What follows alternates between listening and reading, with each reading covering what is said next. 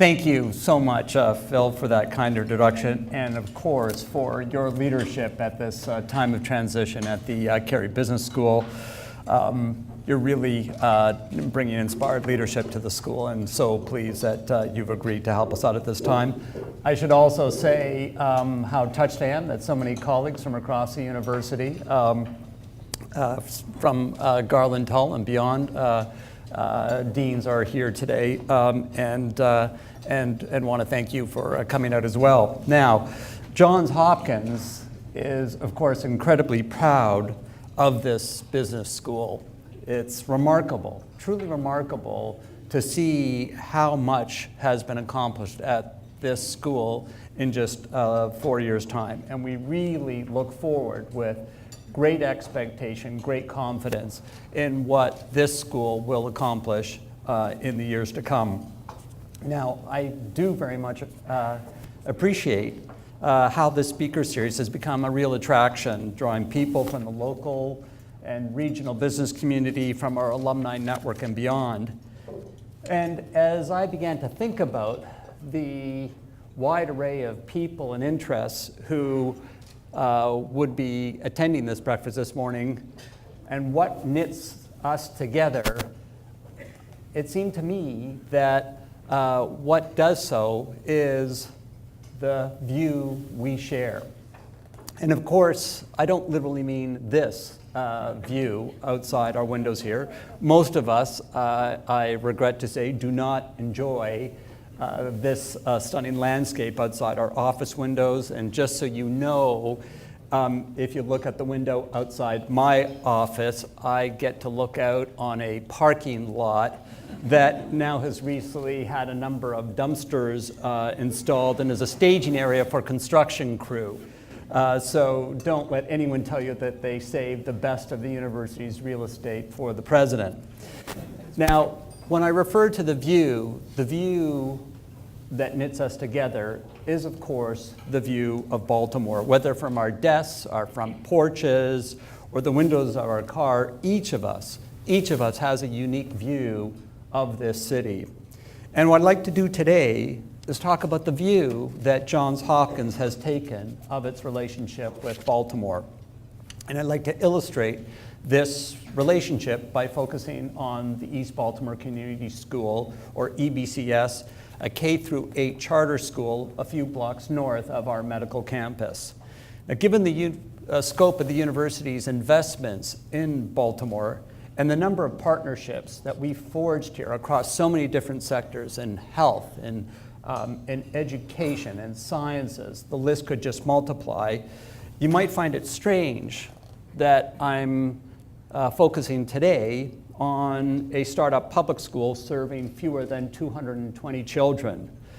But I think that it's helpful sometimes to invoke a story, something more concrete, to demonstrate the ways in which we are committed to and will continue to remain committed to the betterment of our community here in Baltimore. And it seems to me in that context, the East Baltimore Community School is a perfect starting point for the themes that I want to explore today. Now, there are so many different stories that I could share with you about the East Baltimore Community School and the hopes and dreams that we have for it.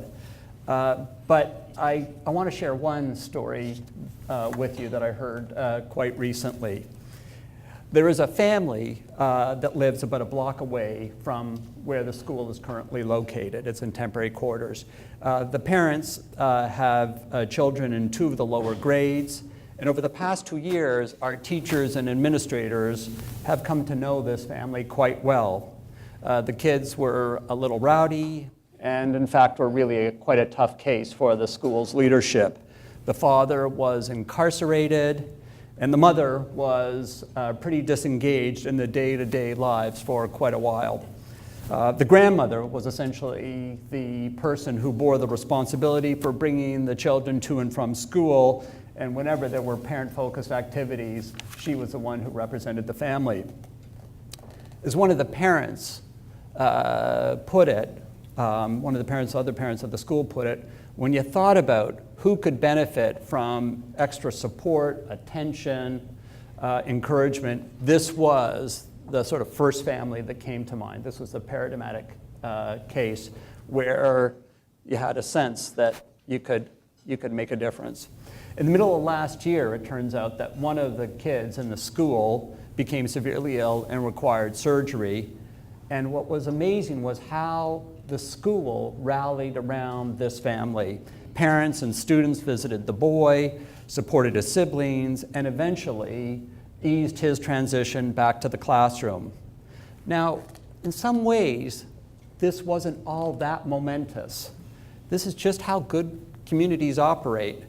But it's clear in this case, as indeed in so many other cases, little actions had very large consequences and a very significant effect.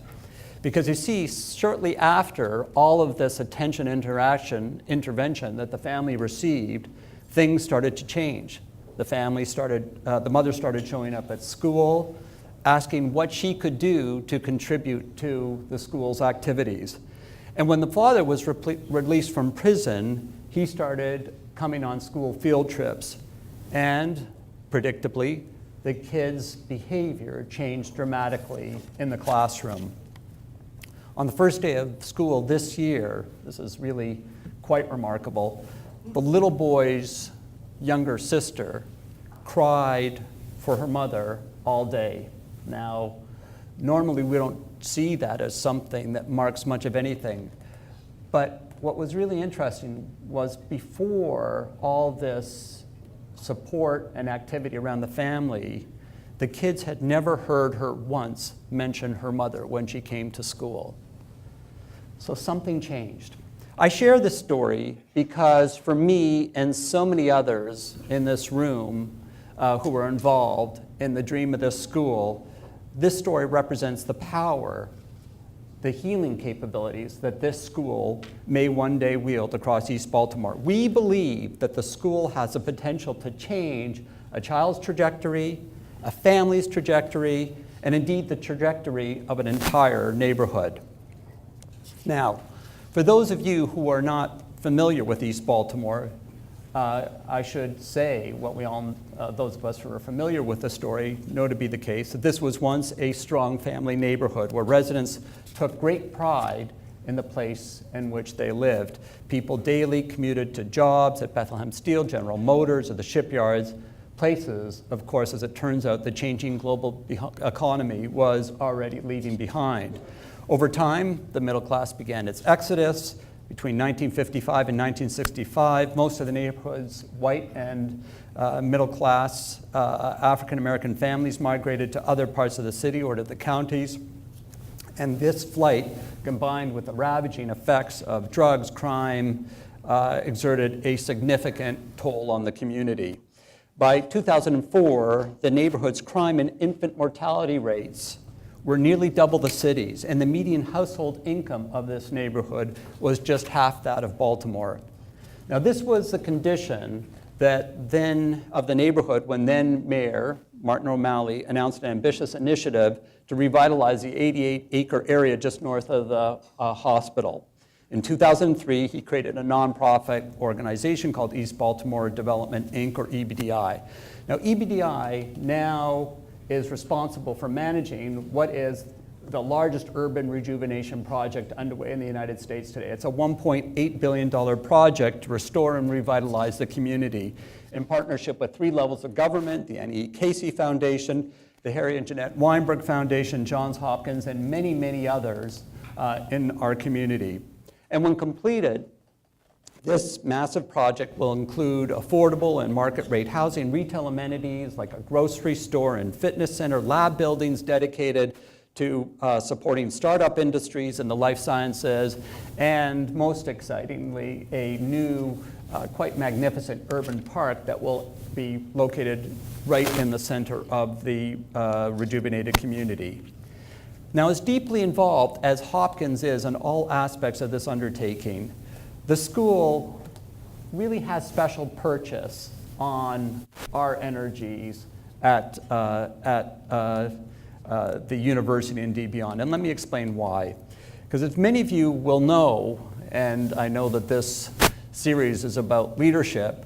One of the challenges of leadership is trying to figure out, you've got these sort of in the distance goals that you're trying to achieve, and sometimes they're stated at a high level of abstraction. You want to make a university great. You want to restore the strength of a certain department in the university. You want to improve the recruitment and retention of students or faculty. These are things at a high level of abstraction, but of course the real challenge of leadership is to move beyond those broad goalposts and figure out, well, how do we concretize that? How do we get there? And most importantly, given all the choices you have about different things you can put your energy into, which things do you invest in first and what goes second and third? So the questions of priority and sequencing, I think, are critical challenges for any institution, any leader of an institution to confront. And so you can imagine that for us, in thinking about our commitment to Baltimore and to community engagement, we are facing just simply a huge spectrum of choices as to where we would direct our time and energy. So why in this context did we say that the East Baltimore Community School should rise to the top of that list for not just for EBDI, but for the university as a whole? And for me, and I think for others who are in the room here today, we did so because, quite simply, we believe that the school stands as a unique and very poignant opportunity for us to demonstrate our core commitment to the community of Baltimore and its future. It builds quite naturally on our passion for the transformative effect that education can have on the lives and prospects of our fellow citizenry. It was and is in many ways such an obvious starting point for a lot of things that we want to do in this stage of our very long-standing relationship with the city of Baltimore. Now, the East Baltimore Community School first opened in 2009 in temporary trailers on North Wolf Street in the heart of the redevelopment project. It gives priority to residents and former residents of the neighborhood and to children and employees in the area. It's not yet at capacity, but it does currently educate 219 students. Most of the students, I'm delighted to say, will graduate from a different facility than where we are now in these trailers. In 2013, due in no small measure to the great leadership that Andy Frank, formerly of the city, deputy mayor, who is now here at Hopkins and serves as special advisor, the role he has played along with leaders from EBDI in moving this project forward. But in 2013, that new school will be completed, and it will be the first new public school built in East Baltimore in more than 25 years. It will be a gleaming $30 million building on a 7-acre campus. It will include a $10 million early childhood education center. Together, these facilities will offer a connected continuum of care for children, literally from birth to grade 8. Both Johns Hopkins and Morgan State were involved in the formation of the East Baltimore Community School, providing advice, support, and training. But I'm pleased to say, as many of you will have noted and was announced a few weeks ago in the press, is that we're now taking on the formal day-to-day responsibilities of running the school. These include everything from recruiting teachers and designing curricula to deciding the color of hallway bulletin boards. The big issues like the bulletin boards, they remit to me. Even our smallest decisions, such as what to hang in the hallways, turns out to be deeply rooted in the best evidence-based research available. And again, I think this is one of the great assets of having a connection between a school like the East Baltimore Community School and a university with the panoply of resources that we have. Now, given the depth and breadth of this community's problems, it won't surprise you to learn that we have very, very significant challenges with the task we've undertaken in this school. The academic literature tells us, for instance, that lower socioeconomic status is clearly associated with disparities in a child's language abilities and long-term memory. We also know that kids who are hungry or malnourished simply cannot learn as well as their peers. our efforts at this school must be informed and must respond to this research. After all, this is a school where fully 85% of the students receive free or reduced cost meals in a neighborhood that is, in truth, plagued by really gripping poverty. But as this school takes form and shape, we expect that it will increasingly serve a mixed income community. This too is very much a choice that has been made by EBDI in terms of what it and we hope to see happen in this neighborhood. That is, that there will be a place for families and individuals from the lowest economic strata, but this will also be a community when there are people from blue-collar families and really achieve a mixed income conception of the community through that kind of population mix. And we know from the perspective of the school, this is a really good thing, that a mixed income neighborhood is a really good thing with a mixed income school. We know that high achieving students and those from higher income families aren't hindered when they learn cheek by jowl with kids from low income family environments. In fact, they emerge, not surprisingly, with a much more sophisticated understanding of what diversity means. They develop greater empathy, become even more open-minded in how they view the world. And meanwhile, the evidence is clear that children from the lower socioeconomic status make much greater academic strides when they're in a mixed income environment. All of this has a virtuous effect in terms of the synergies that come from this kind of interaction on the various communities. Now, to meet the needs of all the students at the East Baltimore Community School, we're determined to focus holistically on each child's behavioral, cognitive, and physical health. This, too, is a clear lesson of the contemporary research. Literature demonstrates clearly that there is comorbidity of problems like hunger and behavior management. And we have to, again, be sensitive to that as we map out the program that we put in place. Simply put, we can design the most dynamic and engaging educational program in the world, but if the kids are simply too hungry to pay attention or can't sit still long enough to listen, then they won't be able to take advantage of even the most engaging pedagogical environment. And I'm really pleased that on top of all the things that we're doing, that the East Baltimore Community School has recently decided that it is going to embrace a rigorous and comprehensive education model called Success for All, which was designed by two faculty members from our School of Education, Robert Slavin and Nancy Madden. Currently, this program is in use in more than 1,500 schools in 46 different states across the nation. It's one of the most extensively tested models of education in existence today. And it was developed right here in Baltimore, but in truth hasn't been used in this city in some time.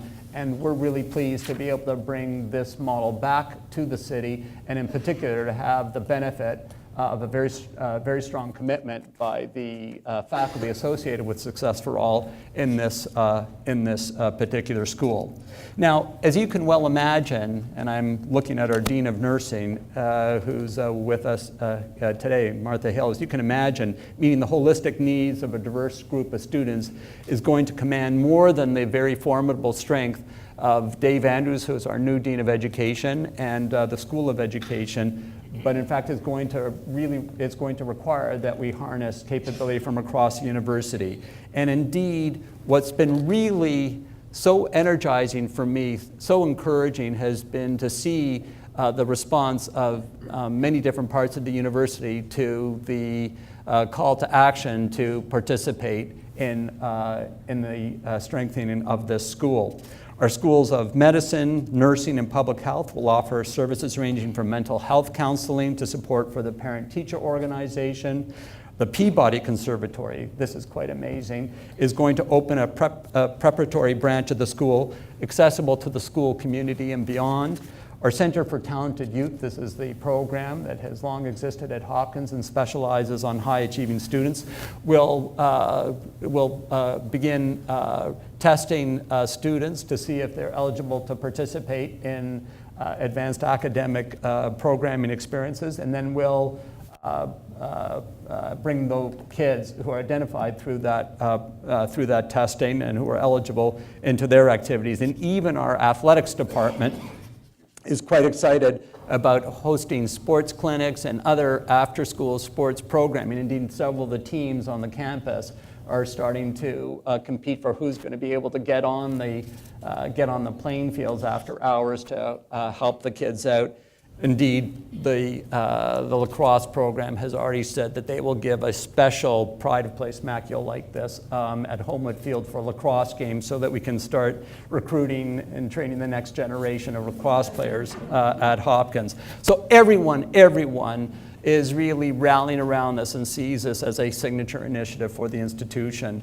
And in all this, I said before that I've had some wonderful partners in this enterprise, and it's been really very exciting to see the role that Dave Andrews, who I know is not here today, or is he? He's not. Dave Andrews, our new Dean of Education, as I said before, but he in fact has had experience previously in Ohio, where he was on the education faculty, in doing precisely this and setting up a demonstration school there that attracted lots of attention. So one of the things that was really exciting about recruiting Dave to lead the School of Education is that he knew exactly what was involved in establishing a startup school like this, and really was chomping at the bit to participate in this enterprise.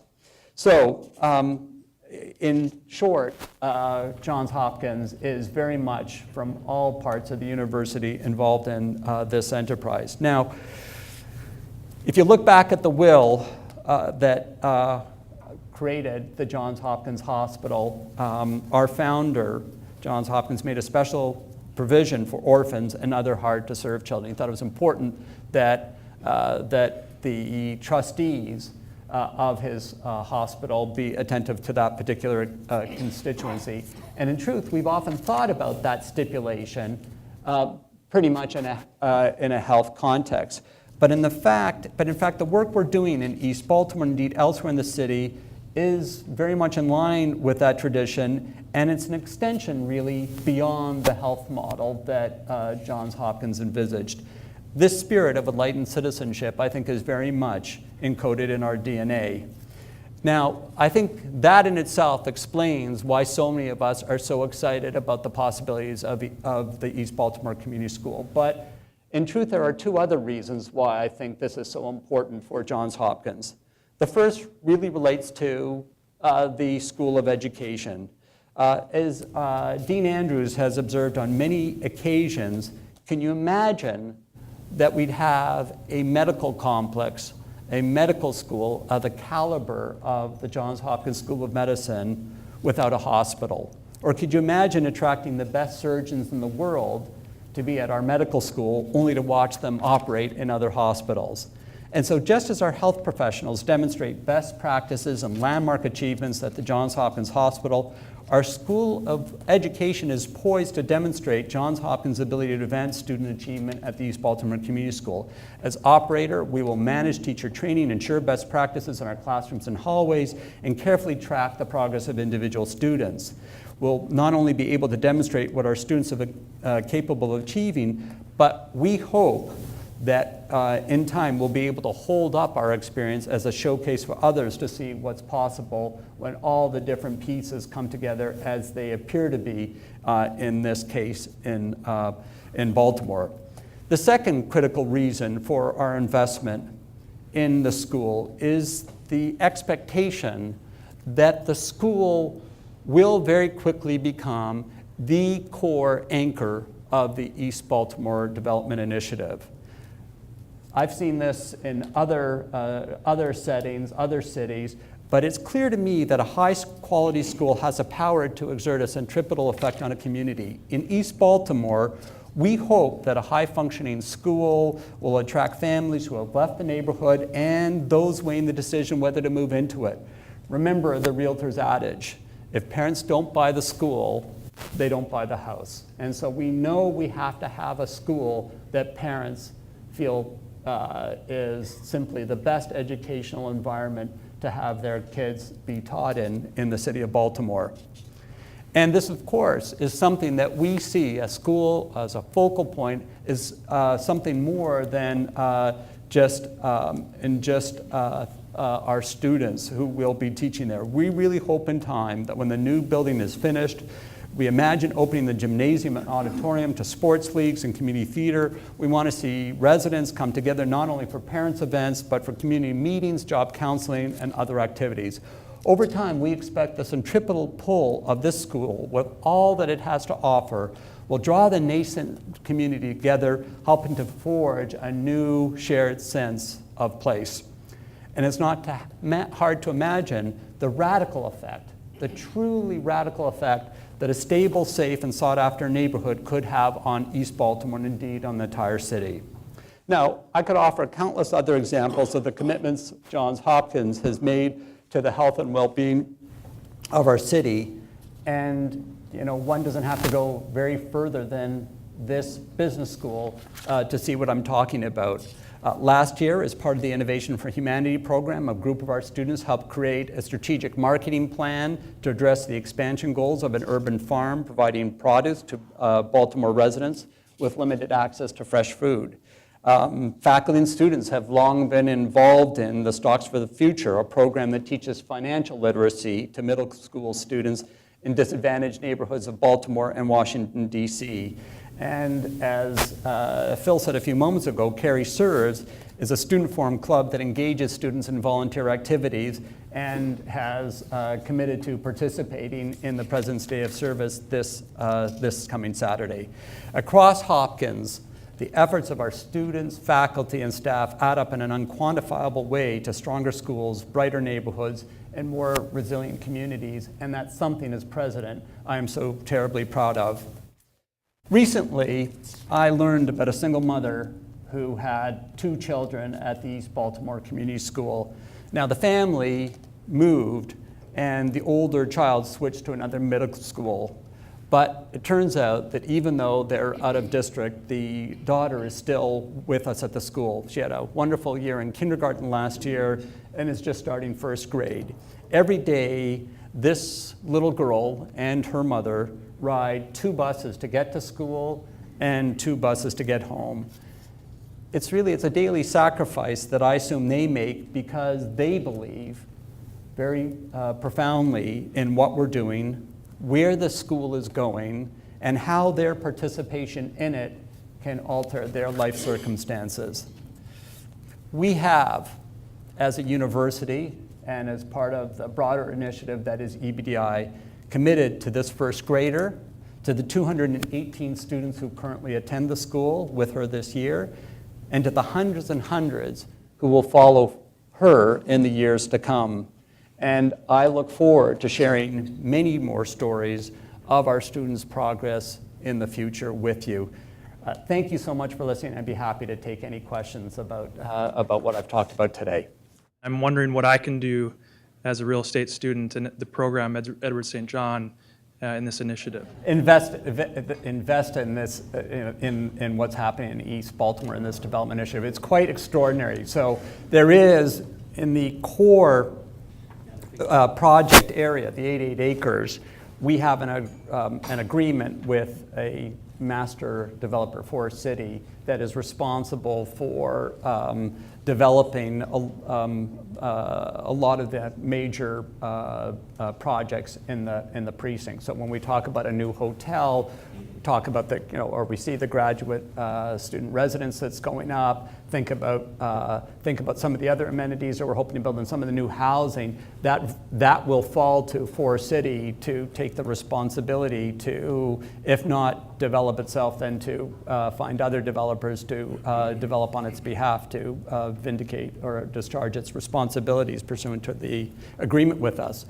But what's amazing, and I thank Andy Frank for doing this with me a few weeks ago, But the other day, we had the most extraordinary experience as we did a walkabout outside of the core precinct and seeing like all these blocks of row homes, what's happening quite spontaneously, quite organically, where lots of individual entrepreneurs are coming in, putting their capital at risk, and doing, sometimes as small as just 1 or 2 houses that they're buying for a pittance and then redeveloping. In some cases, you've got as much as 10, 12 houses in a particular project.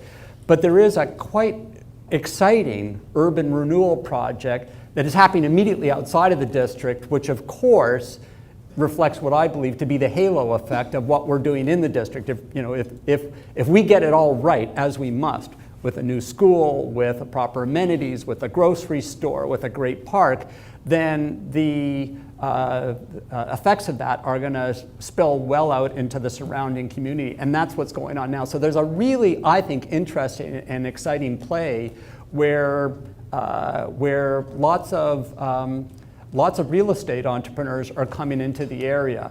And I think it'd be neat to be part of that. So I'm glad you raised the question, because it's so exciting to see what they're betting on. And it's really interesting just to see the people who are moving into those homes. And you've got some very interesting buyers who are in fact commuting back and forth to Washington each day saying, look, I can't live like I can here in Baltimore, getting this kind of space in an urban setting, and it's less than perfect now, but we're betting that you guys are going to get this right in terms of this redevelopment.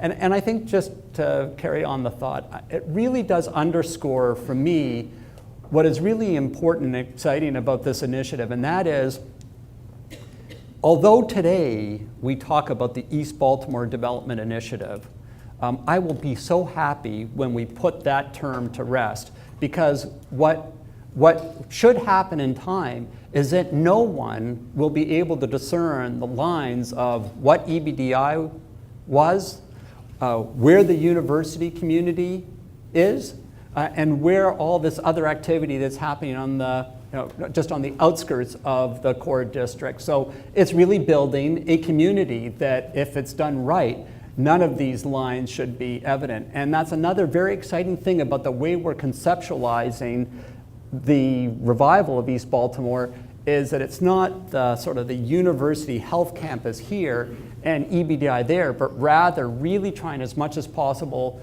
to encourage lots of pedestrian flows back and forth across the various lines that impact and historically have marked these two communities, and really seeing this as a way of busting or obliterating those traditional silos. First, in addition to the efforts that Hopkins is making with the community school, what other diversity initiatives do we have in place to help bring in underserved students?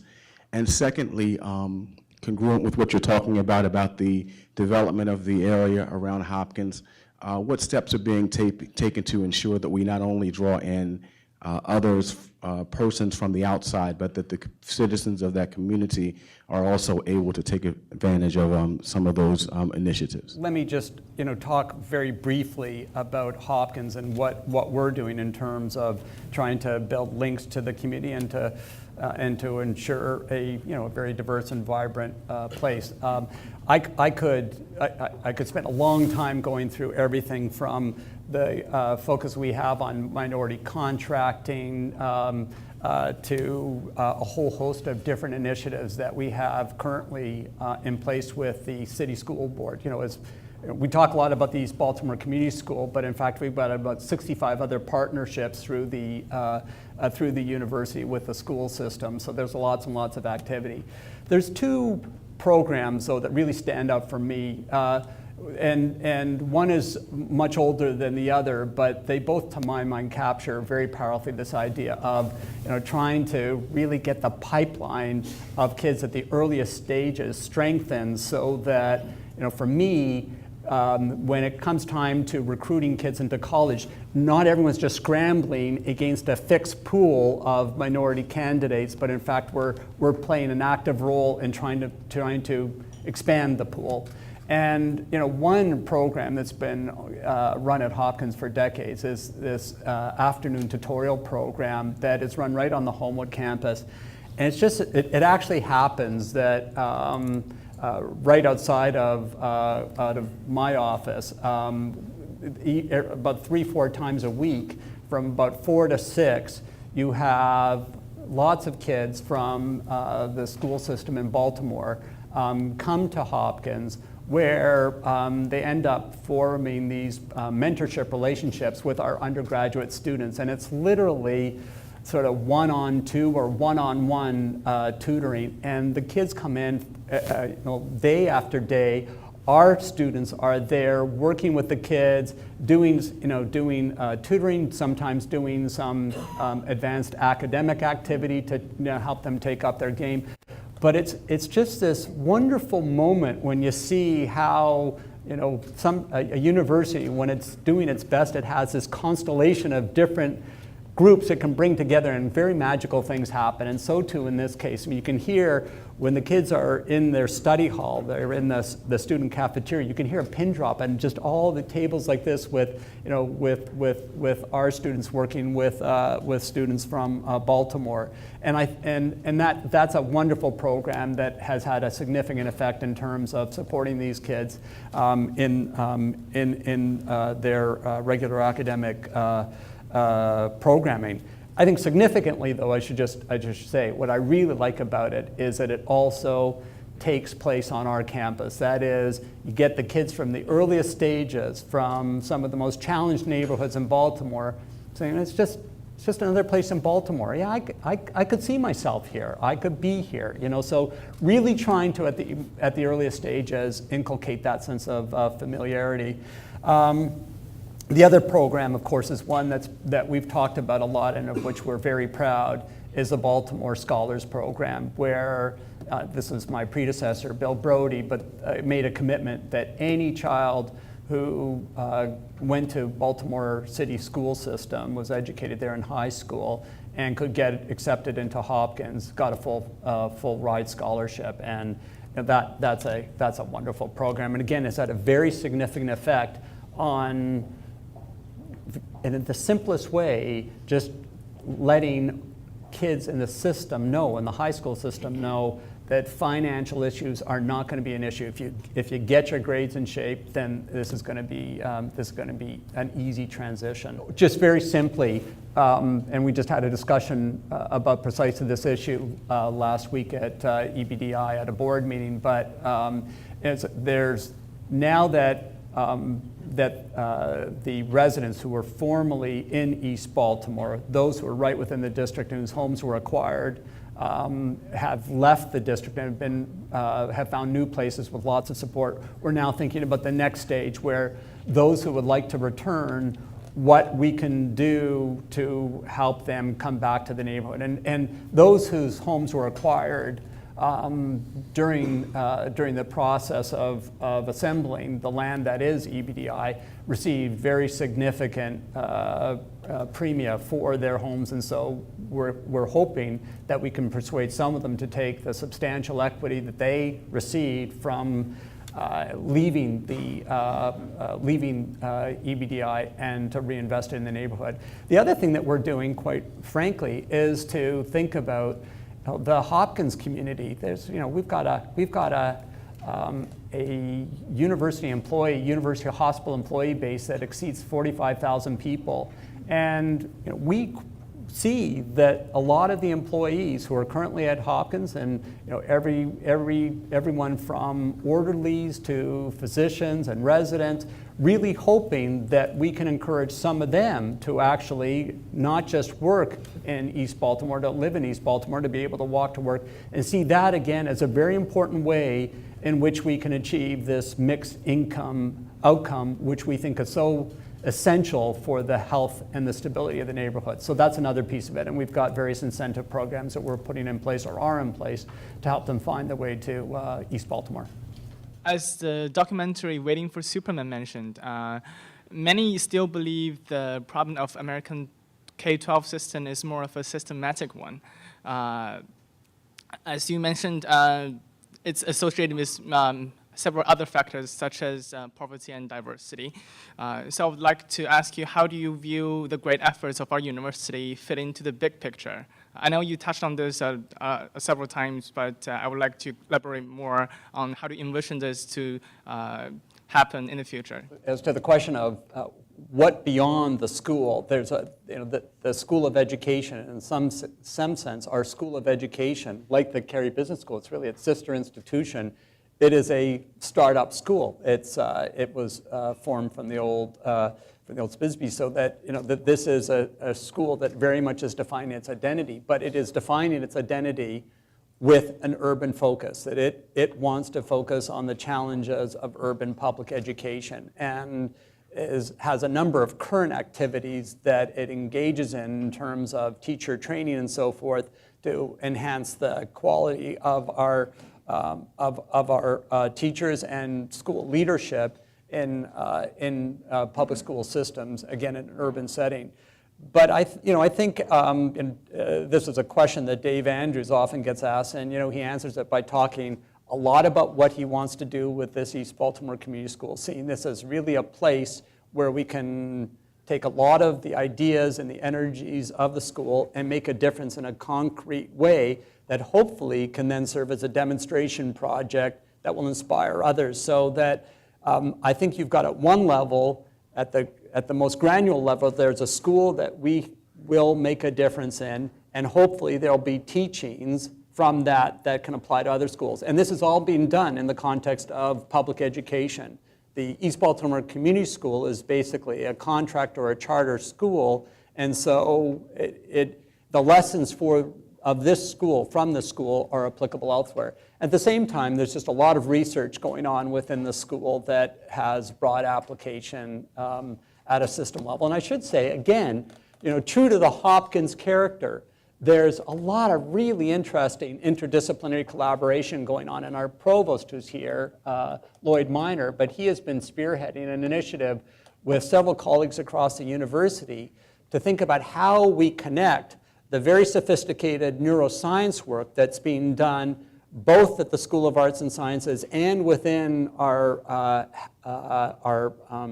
School of Medicine, School of Nursing, School of Public Health, with the School of Education, to think about how can we use the best insights about how the mind works, how the brain works, and say, well, if we understand cognition differently than we have in the past, what does that imply for new forms of curriculum and so forth? And so at another level, this is not thinking about optimal school design, but it is thinking about core curricula that we're spending a lot of time developing a set of quite ambitious projects that we think ultimately will be a game changer in terms of how we think about new forms of pedagogy. So all part of a complicated story. First, let me just say it was such an honor to hear you this morning, your commitment and your passion for this initiative. I also work at the State Department of Education, so when you just really begin to talk about this issue, I should say that I was really excited because, again, we could hear the commitment of Johns Hopkins to really transforming East Baltimore. My question this morning is that we know that parent engagement is such a critical part of transforming the lives of young children, transforming the community, the spirit of the community. And I heard you touch on that this morning, but I would like to ask you if you could elaborate just somewhat in terms of what you're doing to really initiate that whole parent engagement piece. I just think it's so critically important, and so much of the time we focus on the academics, making sure that children are prepared to learn, to make that transition through that pipeline from school and beyond, whether it's college or the workplace. But we know that certainly children are successful when they have parents engaged and they know that their parents are going to be there and see them through that process. So I'd like to just ask if you could really speak to that particular commitment and what we would be doing or what you would be doing in the public school to really make sure that that's in place. The parent piece of it is really critical. And again, as I referred to before, that's why We've got the School of Nursing, School of Public Health, medical school, so that we can look at the family's needs in a fairly broad frame. And so that's part of it. But let me talk about something that I think, again, is a distinguishing feature of this initiative, and that is the way in which the early childhood education program is being conceived at the school. So, there was a time we were thinking about should we have a daycare center and a set of programming that goes with that. Should we have that in East Baltimore? If we do, should it be separate from the school? Lots of debates as to whether it's best for the kids, the younger kids, if they're isolated from the older kids. So lots of those debates went on, and we have benefited from philanthropy from the Weinberg Foundation, because they are supporting the early childhood education program. And we decided that it was really important ultimately to put the ECE program right up against the K-8 school.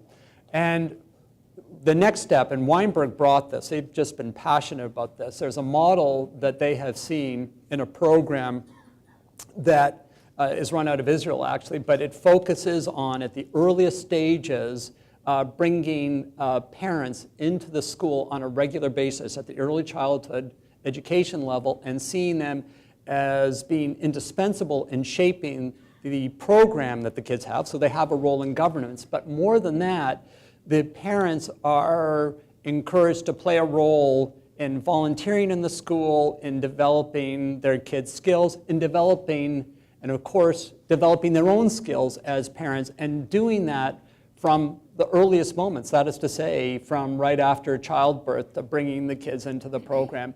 And so this program, the PAC program that Weinberg is very excited about, and Dave Andrews and others who are involved in the project have gone to observe this program, but think it constitutes a very effective mechanism for bringing the parents in, giving them a meaningful role, but in truth, really giving them a set of skills and encouragement, particularly for single mothers, for young mothers, that will allow them to be more effective parents than if there weren't this intervention. So again, getting this right from the get-go is really important. And then the hope is that if we have that opportunity to encourage good parenting skills and stabilize as much as we can with all the resources we're going to bring to bear, the family unit, then the hope is, of course, that these parents, once they get to the K-8 stage, they're much more solid than they otherwise would be. So that's the hope. This session is uniquely applicable to me, I think. I'm a Carey MBA student here, and I'm also a teacher in city schools with Teach for America. My questions are, firstly, do you see Hopkins mirroring this investment at other schools in other neighborhoods? And second, what is your view on the role of technology in education, and do you have any initiatives in that realm at the East Baltimore Community School? In terms of its replicability, I guess I would say first we have to prove that we can do it. I'm confident we can, but there may be one or two skeptics in the audience that will say, before you expand it, let's see you do it. And so again, this goes back to what I referred to a little while ago. It's just prioritization. That is, this is very important for us. It's important that we be credible. It's important that we not drop the ball. And I think we're bringing a very clear focus to getting it right at this school in a neighborhood that we have a long association with. And assuming we get that done well and it attracts appropriate recognition, then I think we will want to consider other ways in which we can expand. As much as I've been talking today about East Baltimore and its challenges, the Homewood campus is not very far distant from a number of communities in Remington and elsewhere that have their own challenges. And so at a lower level of engagement, Dean Andrews and others are already starting to talk about how we can step up our game for the existing public schools that are in our Homewood community. But again, will we do something on the scale of what we're doing in East Baltimore, playing a significant role in the $40 million construction of a building, operating the school and so forth? I think that it would be really reckless to do anything on that scale until we demonstrate that we've done the right thing with this project. So that's a response to your first question. In terms of technology, at this point, I'm not sure about what's planned for the use of technology in the East Baltimore Community School. But I do know that as a university, and this is a topic for another day, another discussion, but that thinking about what the internet is doing, what e-education is doing to the received model of university education, I think is a very important topic for people in my position. And all round, we've been discussing with the provost, and I've been discussing this with our deans, and it's really quite interesting to see the different ways in which technology is being used across the university's schools. And in the case of the Bloomberg School of Public Health, which is the leading public health program in the world, there's already a very sizable student base that is participating in a master's program in public health, primarily by way of e-learning. And so that they're developing modules. They have a studio where they do the tapings. One of the most interesting projects underway in the university is that the medical school recently reformed in a fairly dramatic way its core curriculum, and it's now called Genes to Society. But the idea of trying to think about health problems in a very broad frame. You just don't think about someone presenting with an illness. You think about the population characteristics, what you might do prophylactically to help them out and so forth. But as part of this process, the school is making much more extensive use of taping lectures and so forth and making them available. And what's been really interesting is to see, and this is kind of humbling for a professor, if a student has a choice between seeing me live and seeing me on tape at their own time, that they're opting for, I guess it's not tape, it's seen as in bytes or something, that they're opting for the recorded version. And interestingly, when I saw the students doing this, I wondered, don't you miss the kind of camaraderie and the interaction of the class and the dynamism that comes with that? They said, yeah, sort of, but the real benefit is that when we watch our lecturers in a digitized form, we can actually turn up the speed and hear them and get them to talk more quickly, so we can compress that hour lecture down to about 40 minutes, because it turns out that, again, this is the best research, it turns out people can actually listen and absorb much faster than we can talk. And so they've been able to find substantial time savings in their life by turning up the dial. I've tried to use this teaching now to figure out that if I just talk faster in every public speaking opportunity, I will give you more value for your time.